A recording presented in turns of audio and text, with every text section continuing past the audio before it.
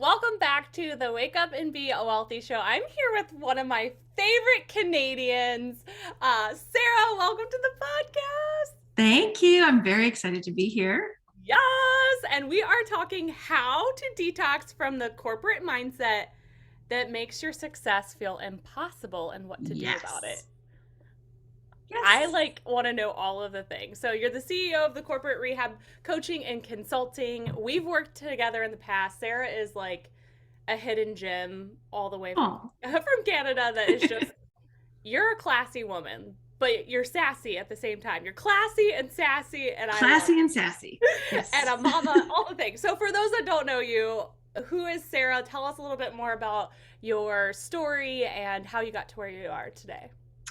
Well, thank you very much. So, yes, my name is Sarah Khan. I am everybody's emotional support Canadian. I'm here for you no matter what.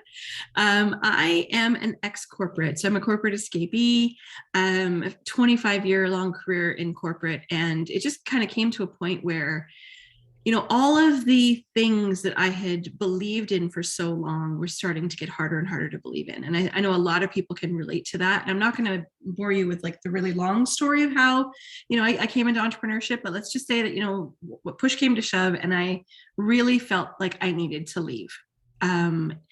Second time being laid off after getting pregnant was just, one of the many, many chips that fell and kind of pushed us to this decision.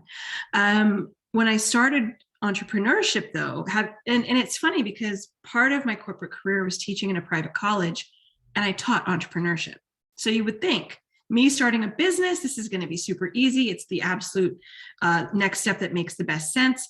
And I came into entrepreneurship, with multiple decades of experience, having worked in senior management, worked as an executive. And the very first thing I did was be a VA in someone else's business. Nothing wrong with that. But I know for a lot of women who are leaving corporate, it's like, well, what other option do I have? When you come into this space, it's very different than the corporate environment. It's very different than brick and mortar business. And what I found when I started was I was still stuck in the corporate mindset. And by that, I mean, still feeling like I had to be at my desk from 9 to 5, still feeling like I worked for my clients, all of these things. And I was replicating the job that I left in my business. And so making that shift from corporate escapee to, full-fledged entrepreneur, CEO of my own business, in charge of myself, that was a really long process. It took me several years. And so that's what I work with other women now to try and help them either speed up that process or avoid it altogether. Was there a turning point for you where you like realized your habits were translating to entrepreneurship and you're like, this is not serving me? Like, was there a wake up call or what made you realize that you had to change your ways? Honestly, it was my kids. The most learning I did was probably during the lockdown when, we were working from home and my kids were home. And one of the big reasons I needed to leave corporate was because I was tired of having to put my kids second all the time. And I remember very distinctly, I was having a client meeting and whenever my clients were meeting with me, I'd ask my kids to go hide in a room, or I'd ask my husband to take them and entertain them downstairs, and everybody be quiet and don't make any noise. And my toddler was just not having it this one day, and she escaped from the room that we had her in. She came screaming down the hall. She jumped into my, and she wanted a hug. She just wanted a hug from mom. And I'm on this really important client meeting, and my immediate response to that was this feeling of, oh my God, I am so sorry. And, hiding her and muting her and making all the apologies and trying to, get my husband to take her, and she's screaming. And it was chaos. And it was in that moment that I thought, what the heck am I doing? Like, this was the whole reason I wanted to go into business for myself. And that was the day I realized that, I cannot make apologies for my kids anymore. I cannot apologize for being a mom anymore. And that was the first domino that fell in this realization that I had to change a lot about what I was doing. I was working longer hours than I was in corporate, which, sometimes is expected when you're starting a business. But I was seeing my kids even less now that I was at home with them all day long. And that was really kind of the wake up call for me that something had to give. Like I was basically, like I said, replicating my job in my business, and it had to stop. And working more hours, like you and mentioned. working more hours. And then Yeah, it you're was like, why? ridiculous. Why did I do this? Like, I just made my job even harder, my I life even went harder. I went from working 9 to 5 to 24/7. It was, awesome trade-off. I know. It is that the grass is always greener on the other side mentality of you're like, oh my gosh, I'm gonna leave my 9 to 5 and have so much free time, and Oh yeah. you can, Yeah. but it is a slippery slope. You have to be very, very intentional and have lots of boundaries and discipline in place because it is very easy just to pop open that phone and check the DMs or check the emails and Check Facebook or Instagram and there you go, you're out, you exactly. know? Yeah. So you said at the beginning how to detox. So how do we detox? We have that epiphany. We realize this is not serving me, my family, my business, even my clients.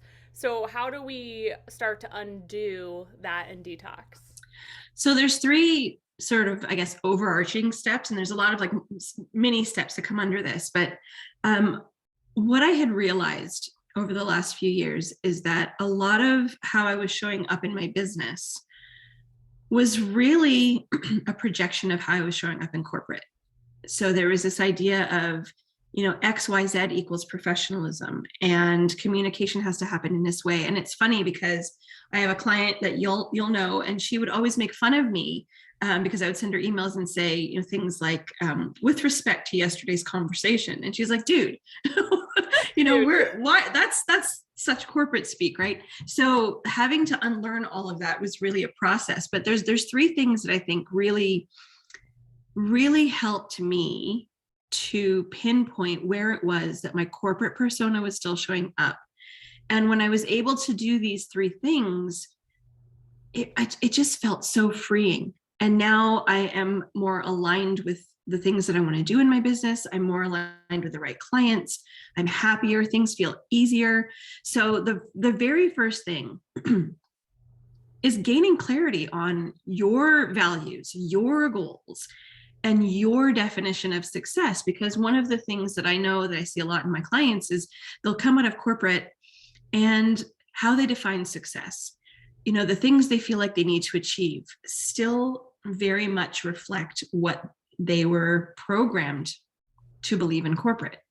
So there's a certain monetary figure or a certain lifestyle that you have to live, or there's the values that they hold tend to really be values that maybe their department held or their organization held, and they might not believe them or they might not have really upheld them. And so looking at that, getting real clarity on, what does success look like for you? Maybe it's 6 figures, maybe it's 5 figures, maybe it's not figures at all. Maybe it's working in your business 4 hours a day instead of 8. Like, you have to define what that looks like. The second step is really embracing and acknowledging and embodying your experience and your knowledge. You don't have to come into entrepreneurship and start from scratch. So really looking at, what is the breadth of my experience? What have I really done? Because one of the things that I'm sure a lot of people relate to is that when you're working for an organization, you are defined by your job title. And it's a very, very narrow window. And so you look at that job title, and that's basically how you see yourself, and you disregard all of the amazing things that you're capable of doing. And you disregard a lot of the things that you're interested in doing and interested in learning because they didn't support that particular career path that your management set you on.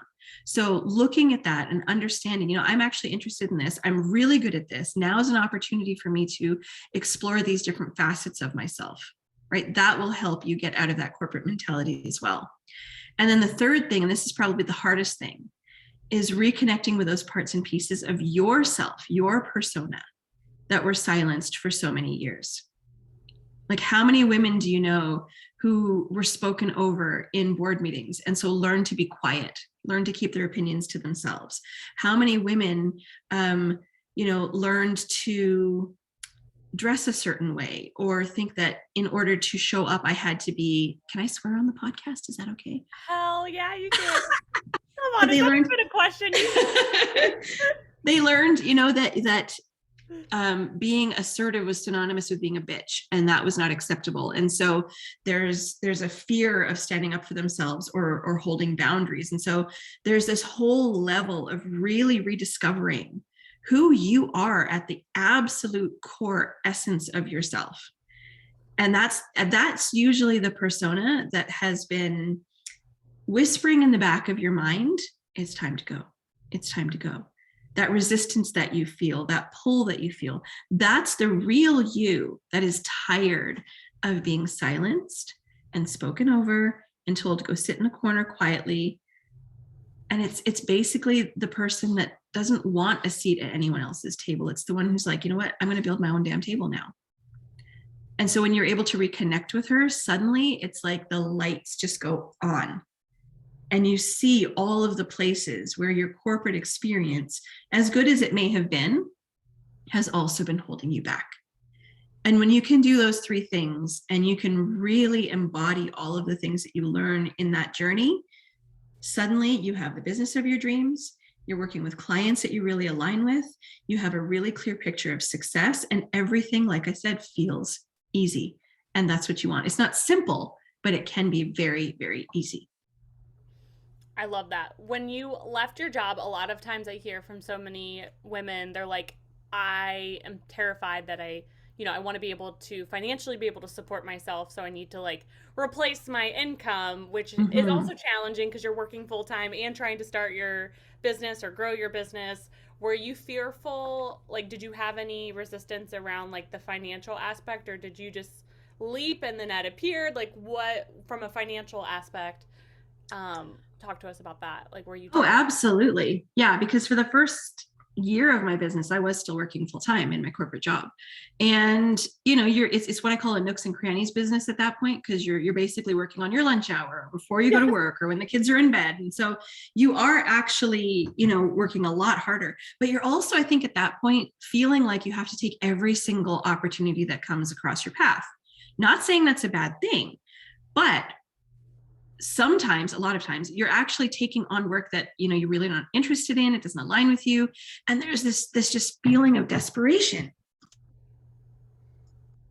And for me, it was really challenging because I didn't like a lot of the work that I was doing. Oh, And wow. so before and it wasn't that I couldn't do it, it's just that it didn't light me up, right? And there's this whole conversation about, well, sometimes you need to do things that you don't like to pay the bills. I totally get that, and I agree with that.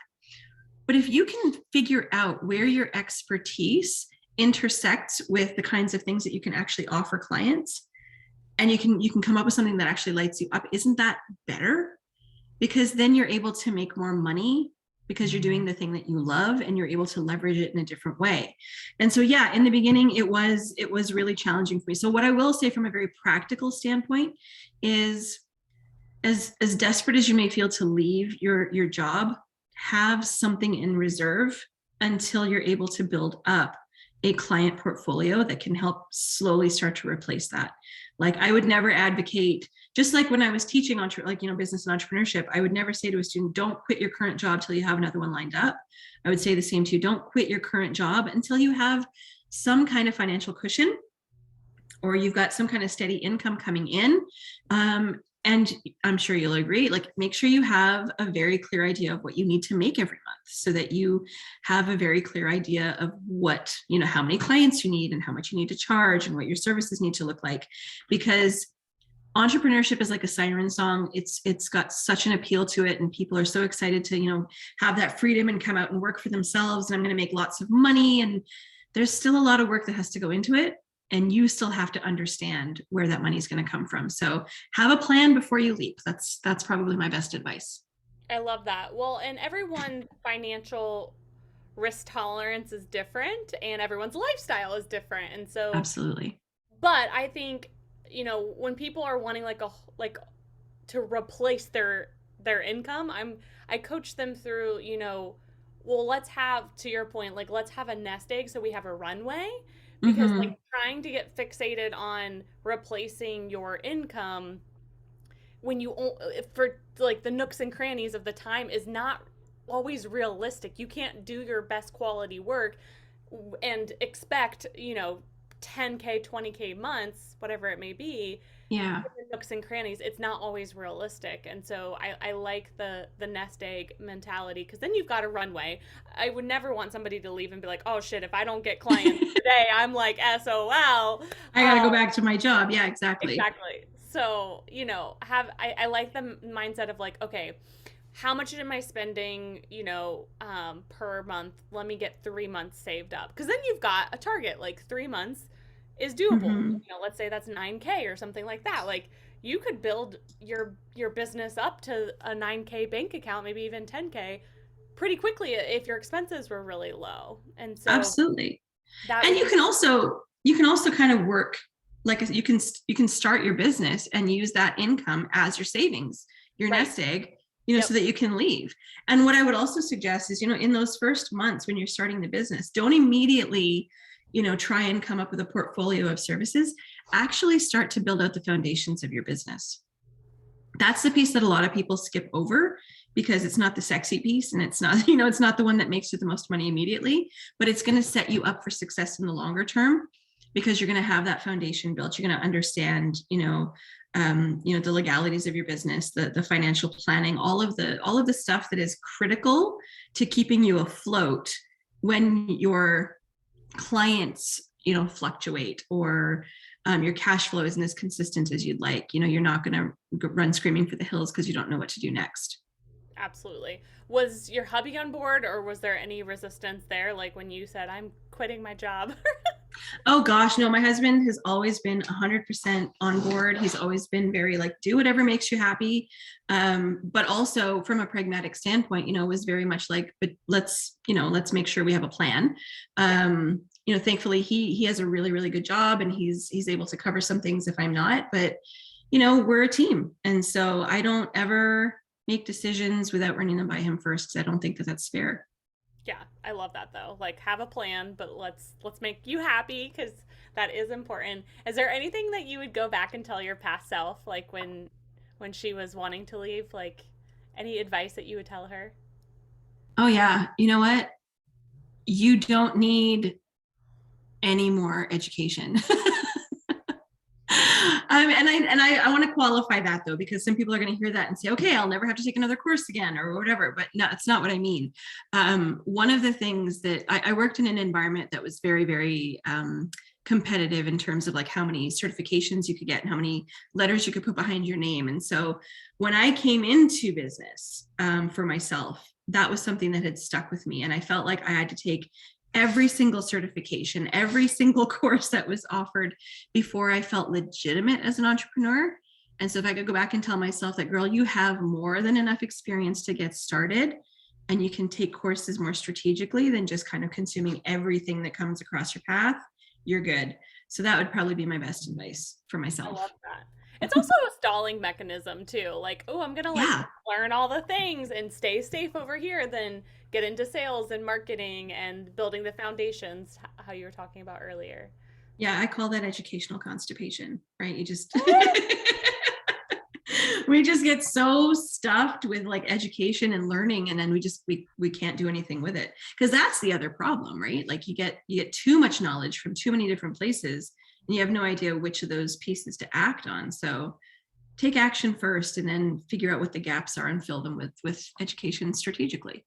Thank you for saying that. I didn't hear you say that here. It is so important. Implementation is how businesses are built. It's the execution that Absolutely. most people struggle with, but it is the secret sauce. It is the backbone of every business, and it's huge. So I love this. Okay, so where can people find you? How can they connect with you? What do you have going on? Like what type of clients do you look for? Like tell us all the things. Oh gosh. So the best place to find me is either on Facebook, the.sarah.khan, Khan. Just, stalk me on Facebook, or you can find me on Instagram, corporate.rehab. What we've got going on right now, I'm actually opening up more spaces in July to work with women who are, they've started their business, but they haven't really built it out yet and are really looking to kind of not only build out the foundation of their business, but develop that leadership side. So really exploring what kind of a leader am I? What kind of a business owner am I? What can I develop in myself? And, how can I really connect with my true voice? Because when you get to this point, you don't want to sound like everybody else. And so we work on things like your messaging, we work on your operational foundations, but we also work on really reconnecting with yourself so that when you are talking and you are marketing and you're on social, you're speaking from your heart and you're very aligned with what you want to say. So if anybody is interested in learning more, just drop me a DM or just connect with me on social. I'm happy to talk it through with you. Yes, and you will not regret it at all. And your posts and reels are always so spicy, as I like to say. Like Sarah keeps it real, but she has such a kind heart at the same time. So I love we've got the sweet and the spicy Oh, thank mixture. you. So the last question I want to ask you before we end for today is, what does wealth mean to you? Ooh, wealth means peace, Ooh. right? Peace of mind, peace of heart, um, being able to, it's freedom, but in so many different ways, right? Freedom to spend your time how you want, freedom to explore the pieces and parts of yourself that you have always wanted to, freedom to say no, and the freedom to never be told no because you've got the means to do it for yourself. Yes, that is so good. I don't know if anyone has said peace on the podcast, so that's a new one. I like it. I like it a Yeah. lot. Yeah, so drop Sarah a DM, give her some love on social. You will not regret it. She is one of my favorite humans ever. So thanks for coming on the Thank you. podcast. My pleasure. All right, well, I'll talk to you soon, friend. All right. Bye.